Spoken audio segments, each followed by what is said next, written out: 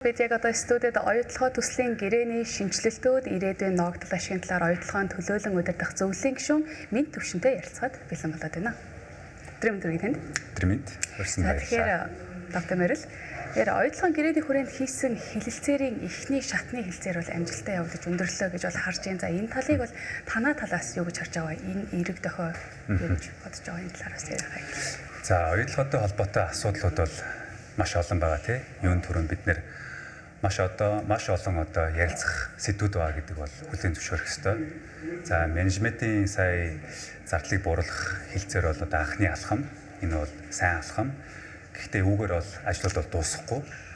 Энээс гадна хилцэх ёстой маш том дүнтэй асуудлууд хамгийн түрүүнд зээлийн хүүгийн асуудал байгаа. Хувь нийлүүлэгчдийн зээлийн хүүгийг бууруулах асуудал байгаа. За үнийг бууруулснараа бид нар ногдол ашиг авах хугацаагаа наашлуулна. Ногдол ашиг мэдээж бидний оюутлогоо төслөөс авах үр өгөөжийг нэмэгдүүлэх хамгийн гол шугам байгаа.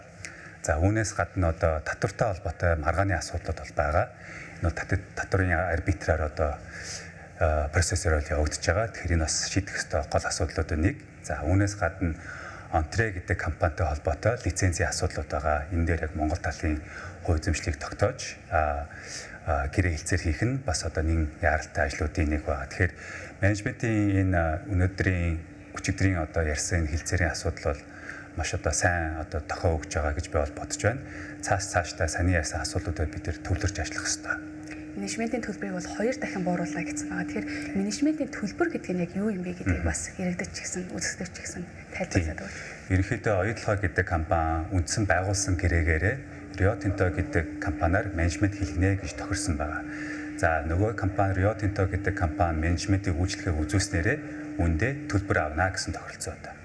За ямар үйлчлэгээ орж байгаа юм бэ гэх юм бол энэ дээр мэдээж уул уурхайн геологийн техникийн үйлчлэгээнүүд бол орж ирж байгаа. Дээрээс нь нэмэлтээр санхүүгийн, хуулийн, за дээрээс нь борлуулалтын бажимлаад гадагшаа борлуулах, харилцагч нараа олох, тэр тээвэрлэлт хийх, үн тогтоох гэдэг үйлчлэгээнүүдийг нэлээд олон үйлчлэгээнээр орж ирсэн байгаа.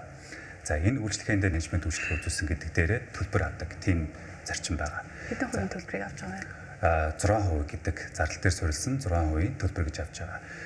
Одоо энэ дээр бид нар ямар өөрчлөлтүүд гаргасан бэ гэх юм бол өмнө олон давхцсан үйлчлэгээнүүд дээр төлбөр авдаг байсан. Энэ давхцсан үйлчлэгээний төлбөрүүдийг бид нар саний хилцээрээр байхгүй болгосон, хэлбэршүүлсэн гэсэн үг. Давхар төлбөр бол төлөхөө болж байгаа гэсэн үг. За дээрээс нь төлбөр нэмж төлөхөөс гадна бид нэр цаашдаа энэ төлбөрийн хэмжээг бол бодтоор бууруулах нөхцөлийг бол бүрдүүлсэн байгаа. Уурхаан яг энэ бүтээн байгуулалт болон олборлолтын хугацааг life of mine гэж ярьж байгаа. Энэ life of mine гэдэг хугацаанд бид нэр давхарцсан төлбөрийг бууруулснаар, нийт хөв хэмжээг бууруулснаар үндсэндээ бид нар 50% хэмнэлтийг оюутлогоор бол бий болох нөхцөл бүрдсэн байгаа. Тэгэхээр энэ талаар ч гэсэн манай ерөнхий сайд маань мэдээлэл бол хийсэн байгаа. Энэ бол бидний анхны гаргасан амжилт бол гэж хэлж болно. Гэхдээ үүнээс цааш маш олон ажилтнууд бол хийгдэх шаардлагатай байгаа. Энэ талаараас уул уурхайн сайд маань маш дэлгэрэнгүй мэдээлэл бол өчтөр өгсөн байгаа. Ер нь бол Монголын хүртэх өгөөж болоод төсөвт бол нэлээд олон тэрбум буюу 1.5 тэрбум Америк долларын бол өгөөж өгнө гэсэн байгаа. Тэгэхээр энийг ер нь яг яаж тайлбарлах вэ? За уурхай маань ингээд үе шаттай ингээд олборлолтоо хийгээд үе шаттай бүтээн байгуулалтаа хийж явж байгаа. Тэгэхээр гол нь энэ дүн бид нар харахтаа life of mine гэж хэлж байгаа. Яг уурхаан бүтэн ингээд насжилттай ингээд тэнцүүлж харна гэсэн үг. Тэгэхээр энэ насжилттай тэнцүүлж харахаар бид нэр Rio Tinto гэдэг компани хэр их хэмжээний менежмент фи төлбөр төлөх байсан бэ гэдгийг харж үзээд за саний хэмнэлтүүдийг гаргаснаар, саний давхцлуудыг арилгаснаар тань хэлж байгаа энэ дүнтэй 2 тэрбум болон 1.1 тэрбум долларын өгөөжийг бид нэр наашлуулсан гэсэн үг, бий болгосон гэсэн үг. Тэгэхээр хамгийн ихэнд хилцээрийн үр дүнд бол энэ менежментийн зардлыг, менежментийн төлбөрийг тоцгож өгсөн хамгийн зөв шийдэл байна гэж харж байна. Тийм. Хоёр талаасаа 7 сарын хугацаанд ер нь хилцээр хийгээд эхэллээ. Дунд нь бол маш хүндрэлтэй мөчүүд бол байсан. За бид нар бол маш хатуу шаардлага бол хүргүүлсэн байгаа Rio Tinto компани. Миний хувьд шинэ компанийнхаа тузын гишүүний хувьд олон жил ингэж Rio Tinto төлөгдсөн төлбөрийг бол бууруулах хүсэлтэй байсан. Энийг бууруулснаар компани дээр хэмнэлт бол гарч ирж байгаа. Цаашдаа бүрэн ашигаа ер нь хизээнээс хүртэж иргэд маань авч эхлэх үе засгийн газар ч гэсэн ер нь бүтээн байгуулалтын ажлын явц хизээ бүрэн дуусах. За үндсэн яг бүтээн байгуулалтын ажлууд бол ерөнхийдөө бол дууссан байгаа. Цаашдаа бол яг фейз 2, фейз 3 гэсэн хийх ажлууд бол ер нь бол гарч ирнэ. Гэхдээ ойрын хугацаанд бол тийм том хэмжээний бүтээн байгуулалтын ажлууд хийгдэхгүй. Ойрын хугацаанд юу болох вэ гэх юм бол оюутлогоо ер нь бол энэ golden period гэж хэлж болно. Ер нь бол хамгийн оргил цаг руугаа орж эхэлж байгаа. Ойрын 10 жилдээ гэх юм бол олборлт маань дээд түвшиндээ хүрэх нөхцөл бол бүрдсэн байгаа. Rio Tinto Group талаасаа харах юм бол сая энэ жилийн эхний улирлын тайлангаас нь зэсийн олборт бол ойролцоогоор 10% өсөлт бол гаргасан. За зэсийн олборлтын 10% өсөлтийн дийлэнх үзүүлэлтийг бол оюутлогоо компани одоо олборлтын нэмэгдэлтэй холбоотой байгаа. Тэгэхээр оюутлогоо маш том одоо ийм чухал үе шат руугаа орж ирж байхад засгийн газрын үүднээс Монгол улсын үүднээс бид нэр энэ гол мөчүүд дээр авах ёстой өгөөжүүдэд бид нар авах нөхцөлөө маш сайн бүрдүүлэх хэрэгтэй байгаа. Тийм ч учраас бид нар одоо энэ хилцээрүүдийг үргэлжлүүлээд явж байгаа. Энэ дундаа саний хэлжсэн асуудлууд дээр бид нар ахиц гарах нь маш чухал байгаа. Дараагийн тэгвэл алхмууд ер нь юу байна гэж хүлээж болохоор байгаа. Одоо хилцээрээс үргэлжилж байгаа шүү дээ тийм. Тийм цөрөн ярьсан одоо энэ хилцээрийн асуудлууд дээр хамгийн түрүүнд бол сангийн сайдын ахалж байгаа зээлийн хувийн асуудал байгаа. Зээлийн хөв бууруулах, ногдлоо шиг наашлуулах гэдэг дээр бол хамгийн одоо анхаарал хандуулж байгаа сэдв болно. За үүний дараа бол онцлогтой холбоотой асуудлууд байгаа. За энэтэй холбоотой ер нь оюутлоготой яг үндсэн суурьаар нь шийдэх асуудал юу байх юм бэ гэх юм бол засаглалын асуудал байгаа. Асуудлууд яг зохистой төвшөндөө шийдэгдээгүй байсан учраас хоригдлогцсон асуудлууд бол байгаа. Менежментийн төлбөрийг бид нэр маш олон жил ярьсан мөртлөө яг туц дээр ч юу хувьцаа эзэмшигчдийн төвшөнд бол шийдэж чадахгүй үргэлжлсээр яваад одоо ингээд хамгийн дээд төвшөнд засгийн төвшөнд ингээд хэлзээр явж байгаа.